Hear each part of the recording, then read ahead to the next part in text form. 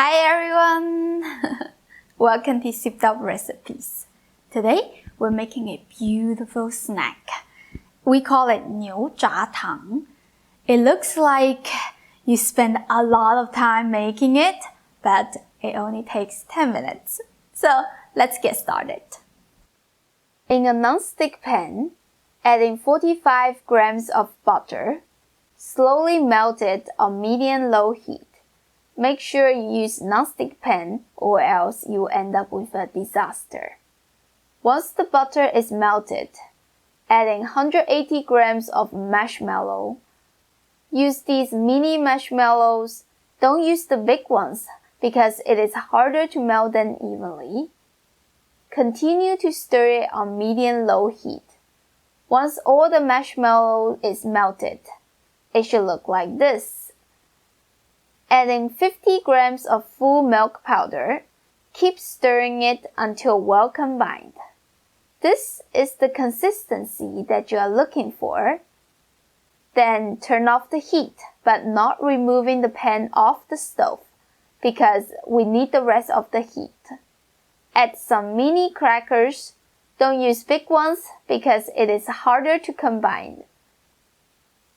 Some mixed nuts. They are a bit salty and very crunchy. Also, I love to put raisins in Niu Zha Tang. Quickly stir them until all the ingredients are coated with that melted marshmallow. Take it out and add it to a rectangle-shaped container. I'm using a toast mold. I also put parchment paper on the bottom so it will be easier to take out later. Press it down with your spatula to form it flat. The amount I gave is enough to fill up this toast mold. The size is about 4.5 times 10 inches. You are almost done. All you need to do is pop this in the fridge and wait for your guests to come. Once it is cooled down, cut it into the size you like. Dust some milk powder to prevent stickiness. Find a nice plate to serve them. You can store this in a clean container. It can stay good for a month in the fridge. Let's take a bite.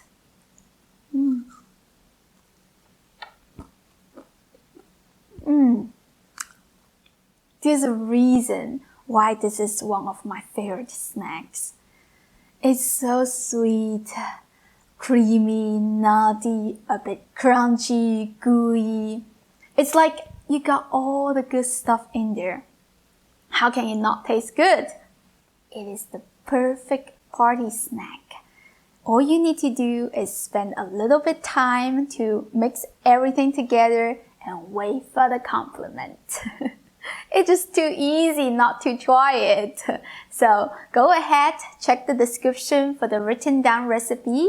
If you did try it, leave me a comment and let me know how it went. If you like Chinese food, subscribe to my channel and hit that notification bell so you don't miss any episode. If you want to know more about me or support me, check out my Patreon link. It's right there. And I'll see you next time. Bye!